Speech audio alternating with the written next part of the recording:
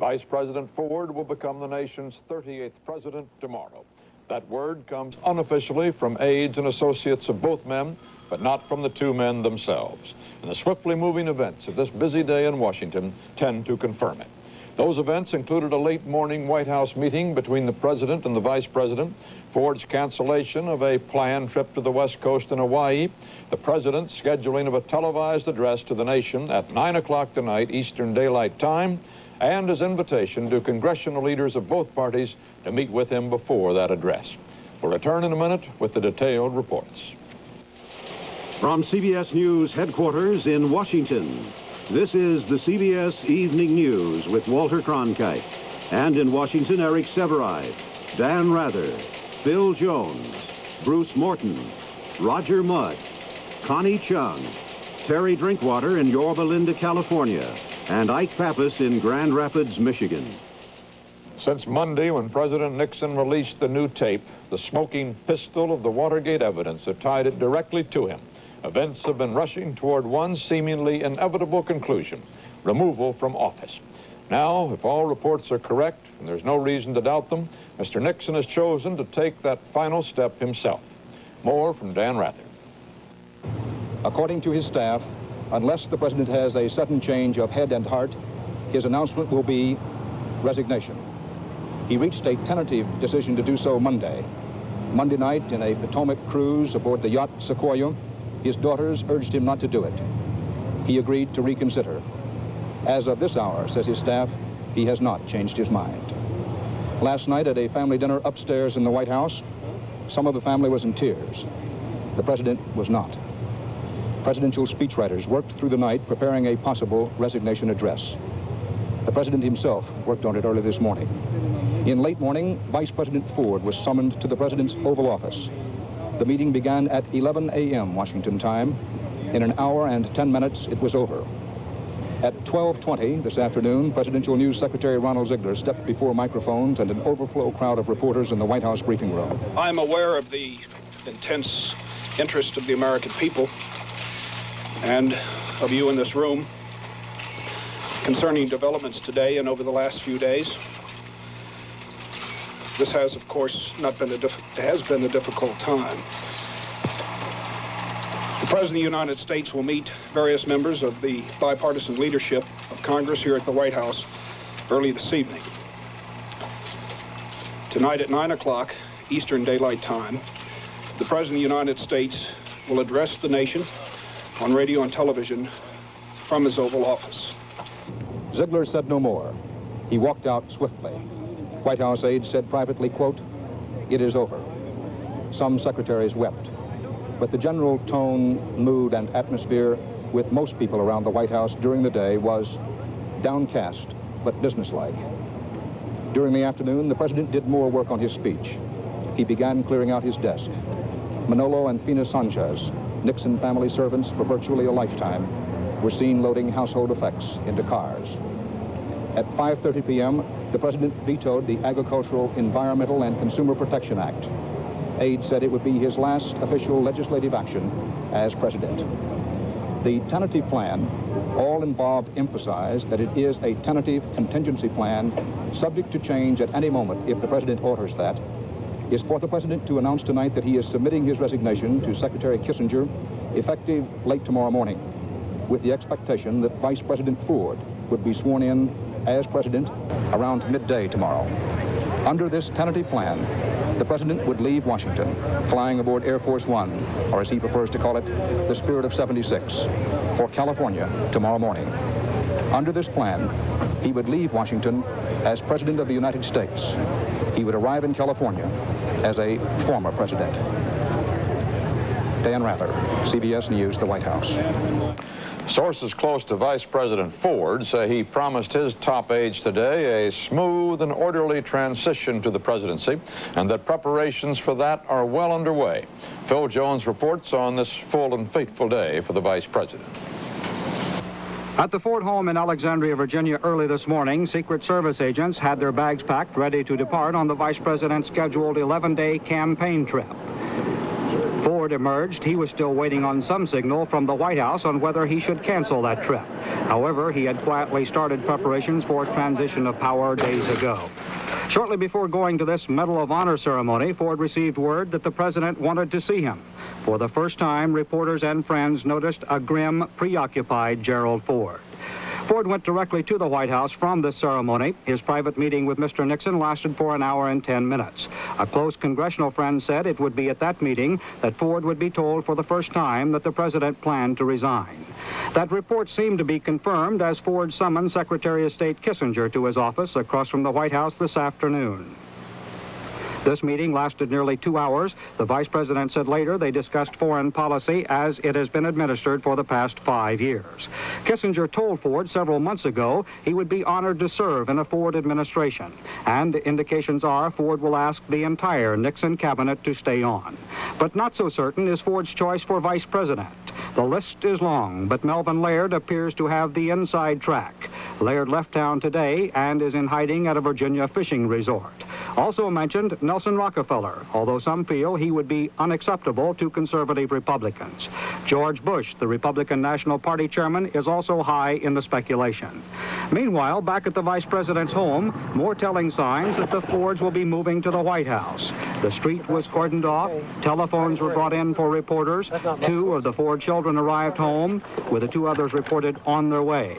And Mrs. Ford came out to talk to reporters after a visit from a dress designer and senior. Is it all about resignation, Mrs. Ford?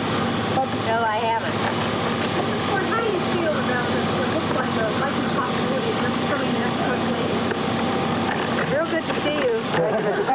Miss Ford, don't go away. Don't go away. According to Ford's office, the vice president intends to be home tonight with Mrs. Ford to watch the president's television address. Bill Jones, CBS News, Washington. One of those new vice presidential possibilities, Nelson Rockefeller, has announced a news conference in Bangor, Maine for tomorrow evening at 6:45 Eastern Daylight Time.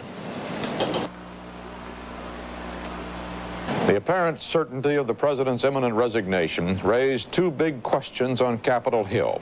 What to do about the impeachment, and should Mr. Nixon be granted immunity from criminal prosecution? Bruce Morton reports on the House. Some members of Congress say that unless the president's resignation includes some confession of guilt, the impeachment process should continue. But that decision is up to the leaders of the House, and today Speaker Carl Albert said no. If the president resigns, Albert said, the House Judiciary Committee should complete its report, lay out the case against Mr. Nixon on the record, and that should be that. No vote, no impeachment by the full House. I feel if the president resigns, that should be the end of the impeachment proceedings. This should put an end to the Watergate affair as an issue involving incumbent public officials. Albert also said he did not think Congress should pass a resolution urging that the president be given immunity against future prosecution. Immunity, Albert said, was up to the courts and the executive branch, not the Congress. Republican leader John Rhodes said such a resolution wouldn't have any binding effect anyway, though there might be moral reasons for passing it. House leaders generally lined up against immunity, though some members are for it, and for an end to the impeachment process. And they all agreed that relations between a future President Ford and this Congress would be just fine. The House talked about the resignation, one product of Watergate, today, while it was debating a campaign finance bill, another product of Watergate. 2 echoes of the most history-making break-in this country has ever known. Bruce Morton, CBS News, Capitol Hill. Across the rotunda, the Senate, too, was discussing immunity and impeachment. Roger Mudd has the details. The Senate was in a holding pattern today, preparing for and anticipating tonight's speech by the president. What most senators fretted about and talked about were the terms of the president's resignation. Should he get immunity? Should he get an ex-president's emoluments? Should the impeachment process go forward? Republican Senator Brooke of Massachusetts introduced a resolution today, not legally binding, that would protect the president against future criminal and civil suits. I would want full confession from the President of his involvement in Watergate and all related incidents. I think the American people are entitled to know all of the facts, and I think the President must make a clean breast of it. And when he does resign from office, I would agree that he certainly should not say that I'm resigning, but I'm not guilty of any offense. Senator, you just don't want the President to go to jail, is that correct? Maybe that's exactly what it is. I just can't see an American president going to jail, and I just think it's wrong, particularly if that American president has confessed his sins, and if that American president has resigned from office, and if that American president has kept us from going through a possible 6-month trial. But the Brooke resolution will get nowhere because most Democrats who met this morning are opposed to immunity. They also want some sort of presidential admission of guilt. The resignation, if it's a straight-out resignation, I think, would acknowledge, really, that there had been wrongdoing. And my only reply when the question was raised is, if the resignation contained defensive language with implications that that there was still innocence, then it might be the decision of the Congress, and it has to be first the House and then the Senate, that the trial should go forward to resolve the issue. I hope the President won't resign unless he's guilty and admits his guilt. I think that's enough said. So what emerges is a congressional consensus against granting immunity and against continuing impeachment. Thus, in political terms, the Congress appears not to be vindictive, and the President is not permitted to get beyond the law. Roger Mudd, CBS News, Capitol Hill.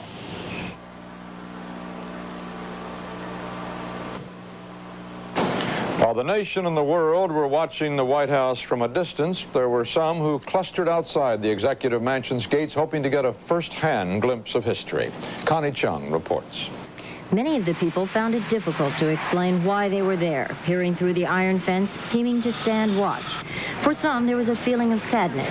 One out-of-town couple said after touring the White House, "We went from room to room and I just kept thinking the president's right here, and this might be his last day in office." Others were simply curious. I just thought I wanted to see a little bit of history. If the resignation thing comes about, I think it is sad. I think it impedes the impeachment process. I think that's what we all want, so there's no doubt in anybody's mind.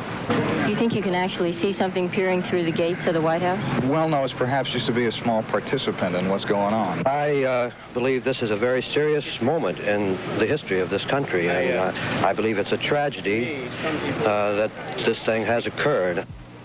Inside the executive office building, staff and volunteers answered calls to the president, a room set up to ease an overloaded White House switchboard. 500 calls an hour have poured in. According to the White House, 99% urging the president not to resign. They haven't stopped it just like this constantly, and the people, the voice of the people is coming through, is the pulse of the country, I think. Good morning. Can I help you, please? Well, we're very, very glad that you have called, sir. Your calls mean a great deal of encouragement for him. You could contact your representatives on Capitol Hill and express your support for the president to them. And they're all, in support of him. We haven't a single one against him, and the people are very emotional. I understand that there have been some very emotional calls. Oh, yes, they've been crying and upset, and it makes us have goose pimples. The calls of support continued this afternoon, although resignation appears certain. The staff assistant in charge of the phone bank said, "We're refusing to believe it until we hear it with our own ears." Connie Chung, CBS News, Washington. Mr. Nixon's admitted involvement in Watergate and his expected resignation have had a quick and heavy impact on his birthplace, as Terry Drinkwater reports. Yorba Linda, California, the town and the house where Richard Nixon was born in 1913. In recent months, the landmark had hardly been much of a tourist attraction. Here on Main Street, there was always solid support for Nixon, conservative Republicans a majority. When Nixon became a congressman, then a senator, then vice president, local people were proud of him, hometown boy made good. In 1968, when he was elected president, the newspaper and the whole town were jubilant. Tonight, at the Yorba Linda Star, the mood was very different. Publisher Ed Kelly. I'm very sad about the whole thing. Yorba Linda is very, very proud of the fact that the President of the United States came from this community, and then to have it turn out as it has is pretty sad. Are you going to change the masthead on your paper which says Yorba Linda, birthplace of President Nixon? Yes, I'm going to drop it. The community took pride until the events of this week, particularly Monday when he admitted that he was involved in it, and I can't speak for the community, but I don't think it's appropriate any further at this point. Most everyone shares the agony and wishes it hadn't turned out this way. But still, there are those who want to forget and forget quickly. Some are already talking about renaming Richard Nixon Park. Terry Drinkwater, CBS News, Yorba Linda, California. In Vice President Ford's hometown today, there was a different mood, a mood of reserved elation, of confidence, of pride.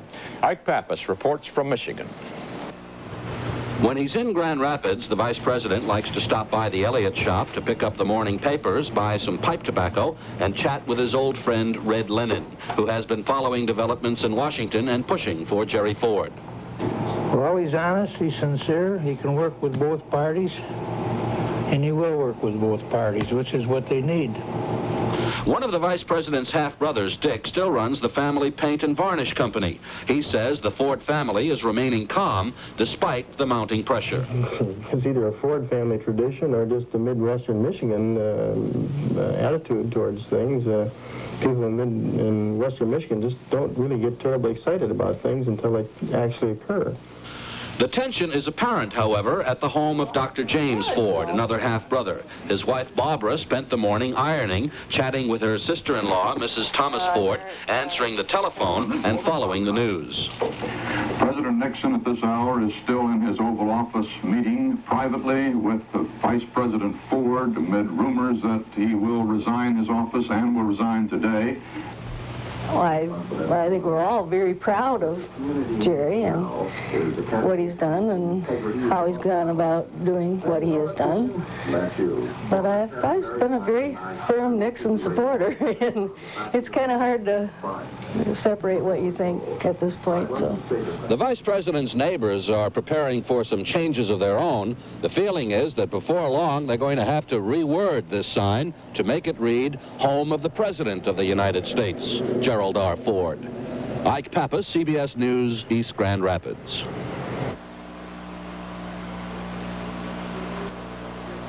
There's been a mysterious move at the White House tonight.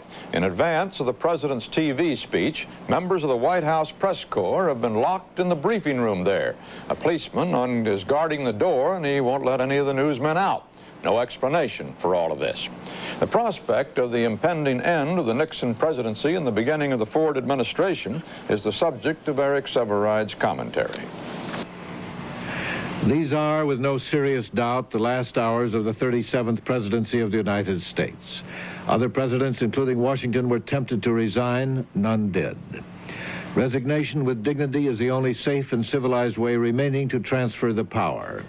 The only alternative was trial and conviction, all but certain for the past couple of weeks, absolutely certain since Monday's admission of guilt in the obstruction of justice. So far as is known, the president has not been plea bargaining for immunity.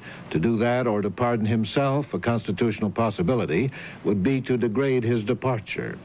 His world would really end not with a bang but a whimper. He must end like a man, and if he does so with a full admission, that would abort all necessity of a Senate trial, though not possibly the necessity of some kind of formal House action on a bill of impeachment. The record ought to be clear and final as a guide for future generations. In these last hours, Mr. Nixon could conceivably pardon his former associates who are scheduled for trial a month from tomorrow.